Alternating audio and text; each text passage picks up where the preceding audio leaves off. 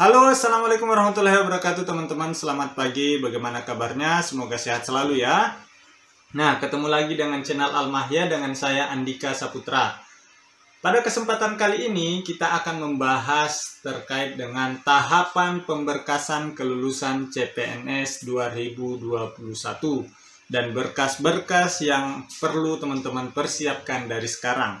Memang pengumuman secara resmi belum dikeluarkan oleh BKN, tetapi tentu teman-teman sudah bisa menghitung dan sudah bisa mengkalkulasi apakah teman-teman lulus atau tidak di penerimaan CPNS 2021. Ya, karena teman-teman sudah bisa mengetahui saingan teman-teman dan bisa mengetahui nilai semua saingan teman-teman, tinggal teman-teman integrasikan sendiri SKD, SKB, dan kalau kementerian ada psikotes, teman-teman tinggal integrasikan, teman-teman bisa mengetahui lulus atau tidak dalam penerimaan CPNS tahun 2021 ini.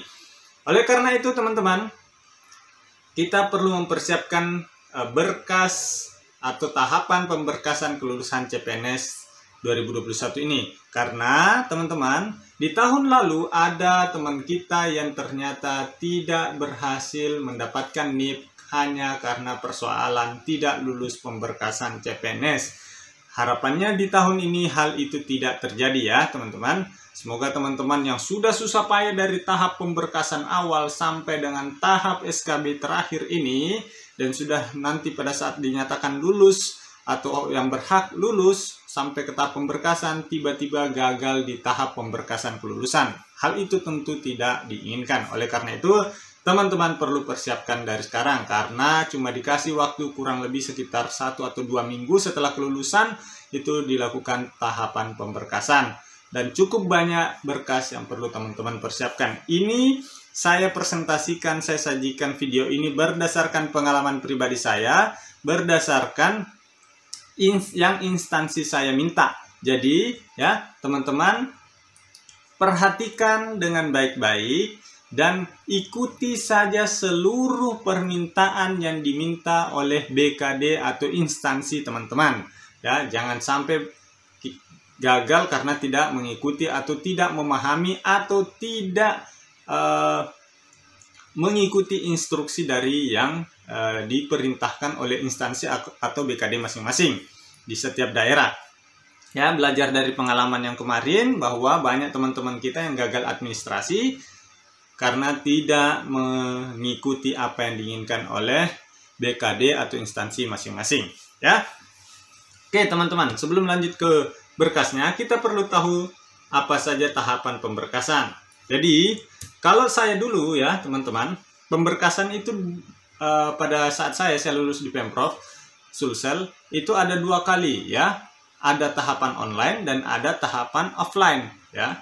Tahapan online-nya itu yaitu kita login ke SSCN ya, lalu mengupload berkas-berkas kita ke SSCN itu ya. Setelah itu kami dikumpulkan juga untuk mengumpulkan berkas hard copy ya di BKD Provinsi Sulawesi Selatan. Nah, kalau ada seperti itu teman-teman, pastikan teman-teman mengetahui informasi hal tersebut. Jangan sampai teman-teman cuma mengetahui adalah pemberkasan online, tetapi tidak mengetahui ada pemberkasan offline juga. Nah, kenapa dilakukan pemberkasan offline juga ya, pengumpulan berkas hard copy ya, ini semata-mata demi kelancaran kita sebagai orang yang akan mendapatkan NIP. Nah, karena ini akan divalidasi secara nasional ya, validasinya melalui ke BKN pusat. Jadi biasanya panitia instansi atau BKD masing-masing setiap daerah itu biasanya mengumpulkan dari awal, sejak dari awal berkas-berkas hard copy. Jadi ketika timbul masalah pada saat verifikasi secara nasional, BKN daerah sudah mempersiapkan berkas tersebut untuk memberikan bukti ke tim verifikator BKN nasional sehingga proses pemberkasan kita itu tidak terkendala ya. Maka dari itu apapun yang diminta oleh teman-teman BKD atau apapun yang diminta oleh instansi teman-teman nanti silakan diikuti saja, penuhi saja. Memang ribet ya, ribet memang seperti itu ya. Nanti saya jelaskan satu persatu di mana hal-hal yang cukup ribet ya, tapi itu semata-mata demi kita ya. Jadi ikuti saja apa yang diminta oleh BKN atau BKD atau instansi teman-teman. Nah, seperti itu. Yang pertama itu login ke halaman SSCN bkn.go.id. Nah, setelah itu teman-teman mengisi daftar riwayat hidup. Nah, daftar riwayat hidup itu yang bagaimana? Ini ya teman-teman. Jadi ketika teman-teman sudah login ke SSCN, nanti teman-teman akan mengisi daftar riwayat hidup. Hasilnya nanti seperti ini ya. Setelah teman-teman isi di SSCN, hasilnya seperti ini, teman-teman print ya. Ikuti saja semua petunjuknya. Kalau di sini keterangannya ditulis dengan huruf kapital atau huruf balok dan tinta hitam, maka ikuti saja seperti itu ya. Nah, setelah teman-teman masuk dan mengisi daftar riwayat hidup, teman-teman print, lalu teman-teman unggah kembali ya. Seperti itu. Jadi teman-teman unggah kembali daftar riwayat hidup tersebut ke SSCN. Ya. Selanjutnya teman-teman mengupload dokumen-dokumen pemberkasan lainnya. Nah, ini dokumen pemberkasan lainnya ini yang cukup banyak ya, teman-teman. Nanti kita jelaskan di bawah dokumen apa saja yang teman-teman perlu persiapkan dan apa-apa saja hal yang penting yang perlu teman-teman perhatikan terkait dengan dokumen-dokumen tersebut. Sekali lagi, ini tergantung kembali dari permintaan instansi masing-masing. Jadi penuhi saja apa yang diminta oleh instansi masing-masing. Ya. Tapi secara umum gambarannya seperti ini. Ya. Selanjutnya, dokumen pemberkasan CPNS tersebut diupload bersamaan dokumen riwayat hidup. Nah, setelah ini semua selesai, pemberkasan online selesai. Kalau saya dulu itu ada pemberkasan offline. Ya. Kami dikumpul karena pandemi itu tidak secara keseluruhan. Satu angkatan saya itu ada 187 orang. Kami dikumpul kalau tidak salah sekitar 40 orang setiap tahapan. Ya, itu diminta dan diverifikasi di BKD Pemprov. Diminta hal-hal yang cukup detail dan saya pikir juga ada cukup dalam tanda kutip cukup ribet ya, karena ada permintaan-permintaan yang saya pikir sangat-sangat detail yang harus diikuti. Tetapi tidak apa-apa, itu demi kebaikan kita. Ikuti saja. Sekali lagi saya sampaikan, ikuti saja. Jangan mencoba-coba untuk berasumsi sendiri. Mungkin ini seperti ini tidak apa-apa, mungkin seperti ini tidak apa-apa. Tetapi ikuti saja ya. Sekali lagi saya sampaikan, ikuti saja. Memang cukup ribet ya. Salah satunya contoh misalnya diminta untuk legalisir ijazah dari SD sampai kuliah. Nah, bagaimana dengan teman-teman kita? SD-nya misalnya di Jawa, kuliahnya, SMP-nya di Kalimantan, SMA-nya di Merauke, misalnya seperti itu bagaimana? Nah, itu memang yang cukup ribet. Tetapi, teman-teman usahakan bisa mendapatkannya, bagaimanapun caranya. Ya, itu untuk demi kebaikan kita. Jangan sampai hal tersebut diminta oleh BKN pusat, tetapi teman-teman tidak menyediakan ya, dan bisa menghambat proses teman-teman untuk mendapatkan NIP. Jadi dipersiapkan, mumpung dari sekarang ada waktu. Ya, kita lanjut. Nah, sekarang dokumen pemberkasan lainnya itu apa saja? Nah, di sini ada cukup banyak ya. Yang pertama, pas foto terbaru berlatar merah. Nah, ini penting ya, jangan pakai latar lain. Kalau yang diminta merah ya kasih merah, kalau diminta hijau ya kasih hijau. Seperti itu ya. Tinggal lihat nanti apa yang diminta. Ya. Selanjutnya di sini ada ijazah asli dan fotokopi legalisir dari SD sampai kuliah. Nah, saya tidak tahu kalau di tempat lain. Kalau saya dulu diminta dari SD sampai ijazah terakhir. Jadi saya karena saya sekolahnya SD, SMP, SMA-nya di desa di Kabupaten Luhut Timur sana, makanya saya kembali ke Kabupaten Luhut Timur untuk meminta legalisir ijazah saya dari SD sampai SMA. Di sini saya tidak datang ke sekolah SD, sekolah SMP, sekolah SMA, tetapi saya langsung ke kabupaten, ke dinas pendidikan. Di dinas pendidikan kabupaten itu saya melegalisir ijazah SD dan SMP. Dan ternyata kalau ijazah SMA itu dilegalisir di dinas pendidikan provinsi. Itu bisa ya teman-teman, tidak perlu ke SD atau SMP, SMA masing-masing. Seperti itu. Oke. Contohnya kalau tidak salah mungkin masih ada sini ya. saya tidak sempat scan sepertinya. Nah, anehnya ya, saya juga waktu itu diminta untuk menyiapkan akreditasi SD, SMP, dan SMA. Padahal sangat sulit untuk mendapatkan hal tersebut. Makanya saya carinya di Forlabdikti. Nah, ini saya bisa, dan saya cuma bisa menemukan ini ya. Riwayat akreditasi sekolah saya dulu ya. SD Negeri 175 Kawarasan. Dulu saya SD Negeri 242 Kawarasan. Sekarang sudah berubah. Saya menyiapkan ini, saya mencari ini di Forlabdikti. Oke, seperti itu. Dan saya juga mencari akreditasi SMP saya diminta ya. Kalau tidak salah saya bisa mendapatkannya. Nah, ini juga saya dapatkan dari Ban PT ya. SMP Negeri 1 Mangkutanah. Saya bisa mendapatkan ini akreditasinya. Saya dulu disuruh mempersiapkan sampai segitunya. Karena teman-teman BKD sangat berhati-hati. Jangan sampai itu diminta oleh tim verifikator dari BKM Pusat. Jadi saya persiapkan teman-teman. Ya. Selanjutnya teman-teman perlu persiapkan apa lagi? Yang ketiga adalah transkrip nilai asli. Nah, ini nanti teman-teman akan tunjukkan ya, atau fotokopi dan dilegalisir. Nah, saya kuliahnya di Surabaya pada saat itu. Saya meminta tolong kepada teman saya yang ada di Surabaya untuk melegalisir ijazah dan transkrip nilai saya ya, seperti itu. Nah, tetapi pada saat pandemi seperti ini dan tahun lalu, itu format untuk legalisir itu sepertinya dipermudah, tidak perlu tatap muka, kita cukup mengisi form. Kalau di ITS ya seperti itu, nanti akan dikirimkan oleh pihak kampus ke alamat kita. Kita tinggal transfer biayanya ke rekening kampus dan akan diurus oleh panitia atau diurus oleh orang yang ditugaskan untuk berkaitan dengan legalisir tersebut. Saya tidak tahu kalau di kampus-kampus yang lain. Nah, selanjutnya teman-teman perlu persiapkan surat pernyataan 5 poin. Pada tahap pemberkasan awal, tentu teman-teman sudah mengisi ini juga kan, surat pernyataan 5 poin. Nah, ini kembali teman-teman akan isi dan teman-teman akan kembali unggah ya. Seperti itu. Contohnya seperti apa? Kalau tidak salah ini ya.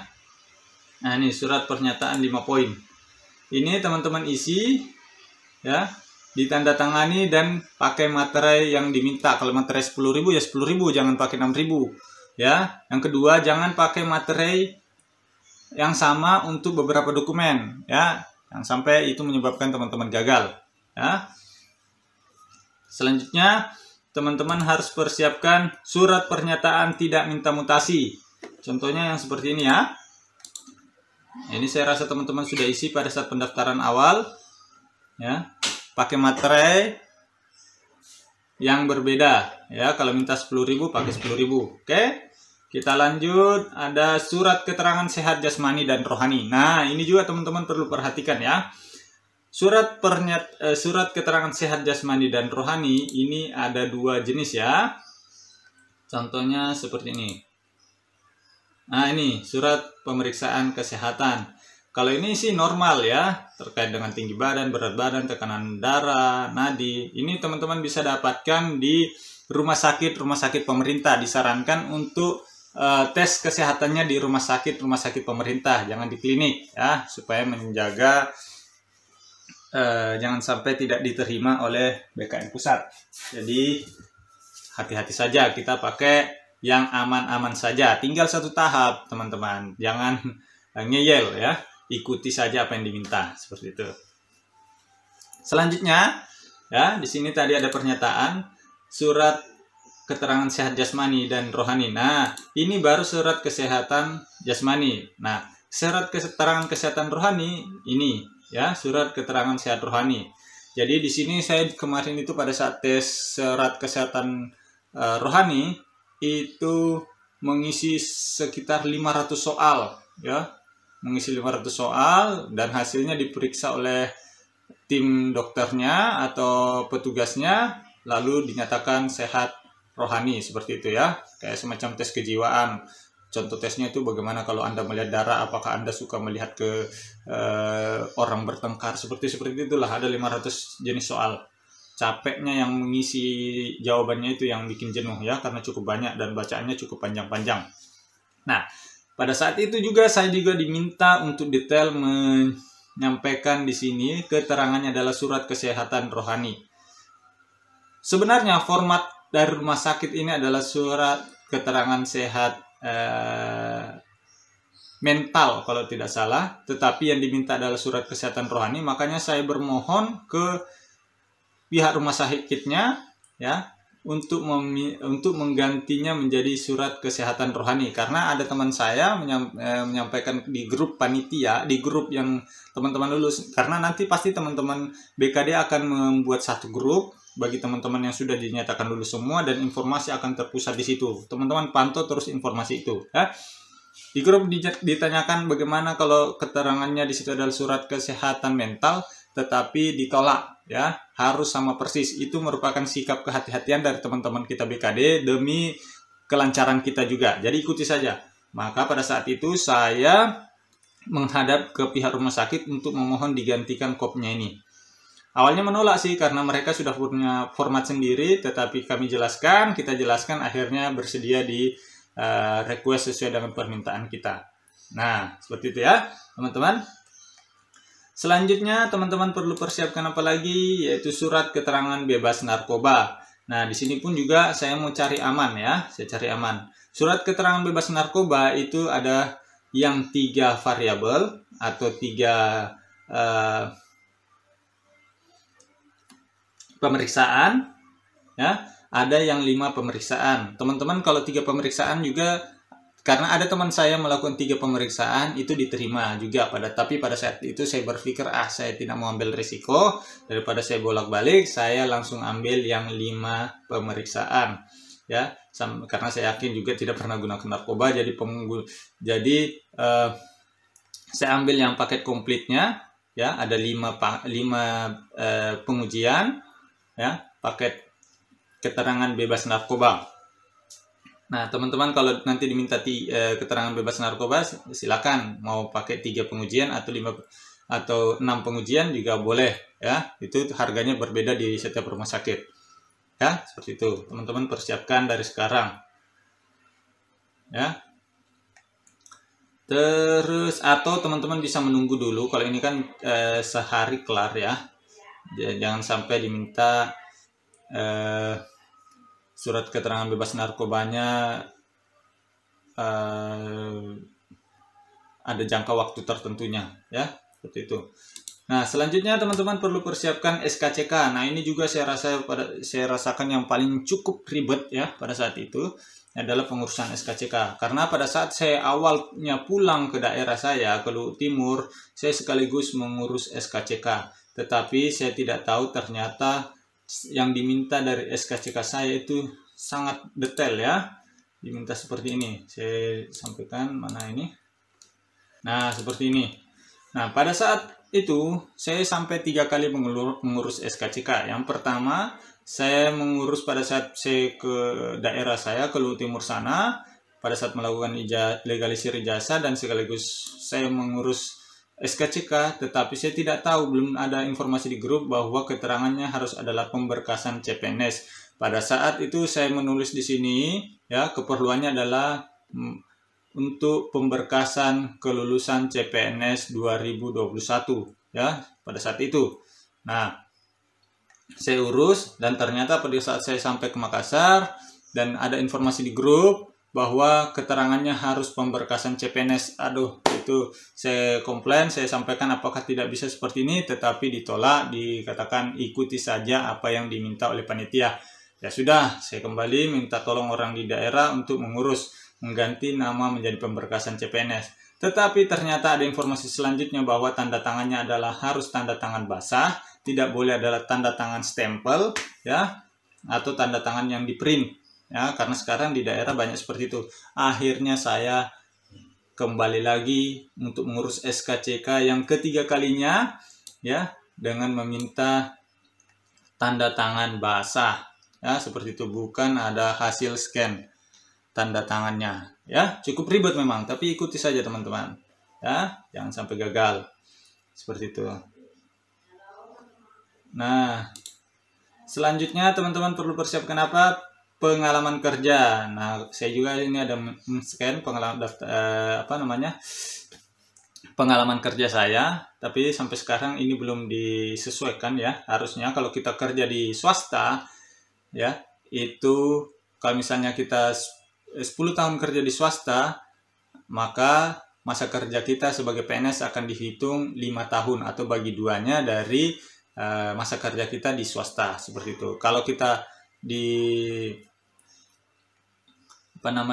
bekerja sebagai honor, maka itu honor di pemerintahan, maka itu akan diakui masa kerja kita, seperti itu ya.